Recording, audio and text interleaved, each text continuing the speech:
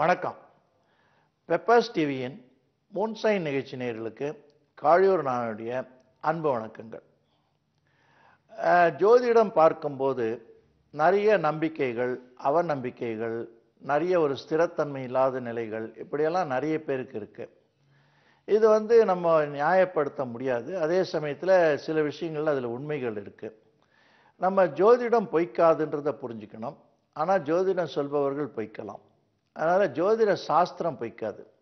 அப்போ நம்ம தேர்ந்தெடுக்கக்கூடிய ஜோதிடருக்கு முழு ஜோதிட அறிவு இருக்கா, முழுமையான அதில் நல்ல அனுபவம் இருக்கா, நல்ல மனதுடையவரா, நல்ல ஆச்சாரம் அனுஷ்டானம் உடையவரா, நல்ல உலக வாழ்க்கையை பற்றி புரிந்தவரா, நமக்கு அறிவுரை சொல்லக்கூடிய பொது அறிவும் அவருக்கு இருக்கா அப்படிங்கிறதெல்லாம் பார்த்து தான் அந்த ஜோதிடரை தேர்ந்தெடுக்கணும். இதில் நிறைய பேருக்கு ஒரு எண்ணம் என்ன இருக்குன்னா, பால ஜோதிடம் பலித்தம் நன்னா இருக்கும்னு சொல்லிட்டு. அது உண்மைதான். அது ஏன்னா இந்த இளம் பருவத்தில் அவங்களுக்கு ரொம்ப நிலையில் இருக்கும், ப்ரெஜுடைஸ்லாம் இருக்காது, மனதில் கல்மிஷங்கள் கம்மியாக இருக்கும். அதனால் இளைஞர்கள் சொல்கிறத நிறைய விரும்புறதுன்னு அந்த காலத்தில் ஒரு சித்தாந்தம் இருந்தது. அதில் சைக்கலாஜிக்கலாகவும் ப்ராக்டிக்கலாகவும் உண்மை உண்டுன்றதை ஒத்துக்க தான் வேண்டியிருக்கு. அதே சமயத்தில் வயது முதிர்ந்தால் தான் அவங்களுடைய அனுபவ ஞானம் நல்லா இருக்கும். ஜோதிட அறிவு நிறைய பயின்று இருப்பாங்க. உங்களுக்கு நல்ல தக்கப்படி ஜோதிடம் சொல்கிறதுக்கு பயனுள்ளதாக இருக்கும். இந்த ஜோதிடத்தில் ஜாதகம்னு சொல்கிறோம், ஜாதக கணிப்பு, ஜாதக குறிப்புன்னு சொல்கிறோம். குழந்தை பிறந்த உடனே ஜாதகத்தை கணிக்கிறதுக்கு ரொம்ப பேர் தயங்குவாங்க. இந்த குழந்தை பிறந்த உடனே ஜாதகம் கணிக்கக்கூடாது, 1 ஆண்டு போகணும் அல்லது 2 ஆண்டு ஆகணும், 3 ஆண்டு ஆகணும்னு சொல்லிட்டு காலகட்டத்தை நிர்ணயிப்பாங்க.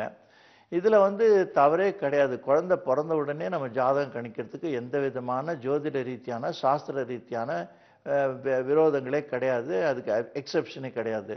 அதனால் குழந்தை பிறந்த உடனே ஜாதகம் கணிக்கலாம். அந்த காலத்தில் சொல்லுவாங்க ஃபோட்டோ எடுத்தால் ஆயுசு குறைஞ்சிரும்னு சொல்லுவாங்க.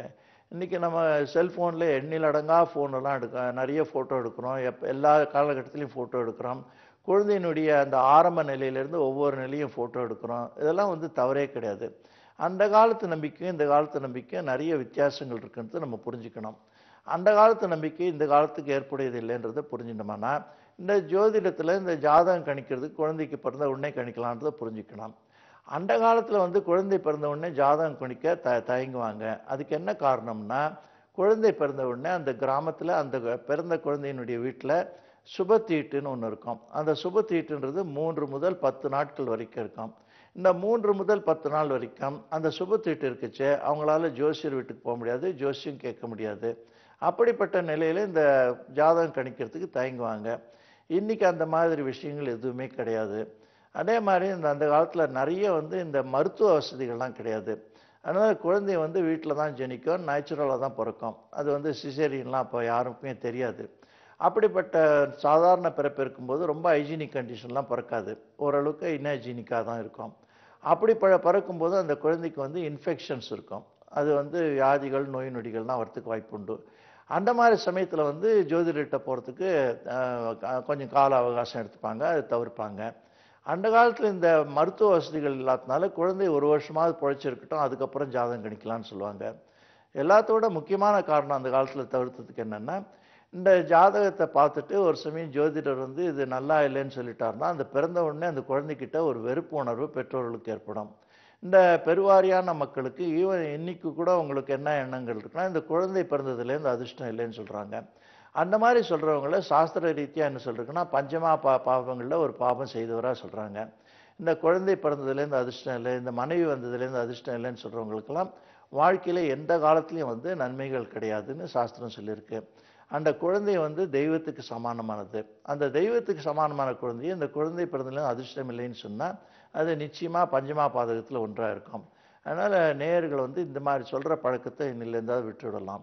சில பேர் மனைவி வந்ததுலேருந்து அதிர்ஷ்டம் இல்லைன்னு சொல்லுவாங்க. அவங்களுக்கு நாங்கள் என்ன சொல்கிறதுன்னா, நீ ரொம்ப அதிர்ஷ்டசாலி, உன்னுடைய அதிர்ஷ்டத்துலேருந்து பாதி எடுத்து உன்னுடைய மனைவி கொடுக்கலாமேன்னு கேட்போம். இப்படிப்பட்ட சிந்தனைகள்லாம் நமக்குள்ளே இருந்தால் தான் ஒரு கல்ச்சர்ட் அப்ரோச் டுவர்ட்ஸ் அஸ்ட்ராலஜின்னு சொல்லுவாங்க. ஒரு நல்ல நாகரிகமான ஜோதிட பயன்பாட்டை நம்ம பயன்படுத்துறதுக்கு ஒத்தாசையாக இருக்கும். அதனால் இந்த மாதிரி எண்ணங்கள்லாம் தவிர்த்திடலாம். குழந்தை பிறந்த உடனே சில குழந்தைகளுக்கு பாலாரிஷ்ட தோஷம்னு இருக்கும். அந்த பாலாரிஷ்டம் தோஷம்ன்றது 12 ஆண்டுகள் வரை ஏற்படும். அது மாதா முக்கேன, பிதா முக்கேன, பூர்வ ஜென்மேன, ததா காலக்கிரமேனன்னு சொல்லுவாங்க. அந்த 4 முறையில் வரக்கூடிய பாவ புண்ணியங்கள் அந்த குழந்தைக்கு 4 வருஷங்களாக பாதிப்பு செய்யும்ன்றதுக்கு ஜோதிடத்தில் எவிடன்ஸ் இருக்குது. அந்த 4 வருஷம் பாதிக்கக்கூடிய பகுதிகள் வந்து உடம்பை படுத்துறதுக்கும், நோயாளிகளாகிறதுக்கும், நிறைய சிக்கல்கள் உருவாகிறதுக்கும், குடும்பத்தில் ஓரளவுக்கு அமைதியின்மையை தோற்றுவிக்கிறதுக்கும் காரணம் இருக்குது. இந்த பாலாரிஷ்ட தோஷங்களை ரொம்ப எளிமையான பரிகாரங்கள் மூலமாக சரி பண்ணிட முடியும். அதுக்கு இந்த புத்திரகாமேஷ்டி யாகம்னு சொல்லுவாங்க, இந்த ஹரிஹர பிரம்ம ஜபம்னு சொல்லுவாங்க. இதெல்லாம் பண்ணோம்னா அந்த தோஷங்கள் தானாகவே விலகிடும். அதனால் குழந்தைகள் பிறக்கும்போது ஜாதகம் கணிக்கக்கூடாதுன்ற எண்ணம் தவறு.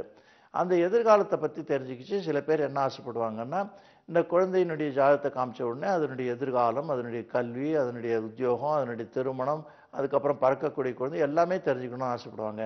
இது ஜோதிட ரீதியாக தவிர்க்கப்பட வேண்டிய விஷயம்னு சாஸ்திரங்களில் சொல்லியிருக்கு. ரொம்ப முக்கியமானது அதனுடைய ஆரோக்கியத்தை பற்றியும், ஆயுளை பற்றியும், படிப்பை பற்றியும் தான் தெரிஞ்சுக்கணும்னு இருக்கு. இந்த 3 தவிர மற்ற எந்த விஷயங்களும் குழந்தை பிறந்துக்கு ஜாதகம் கேட்கக்கூடாது, சொல்லக்கூடாதுன்னு சொல்லியிருக்கு. இந்த குழந்தை பிறந்த உடனே எல்லாருக்கும் ஆர்வம் என்னன்னா, நம்முடைய ஜாதகத்தை கணிச்சு பார்த்து நம்ம குழந்தை எப்படி இருப்பான்னு சொல்லுவான்னுட்டு அந்த பாச உணர்வுனால கேட்பாங்க.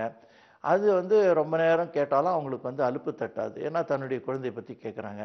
அது சொல்கிறதுக்கான ஒரு வசதி இந்த காலகட்டத்தில் இல்லைன்னு புரிஞ்சுக்கணும்.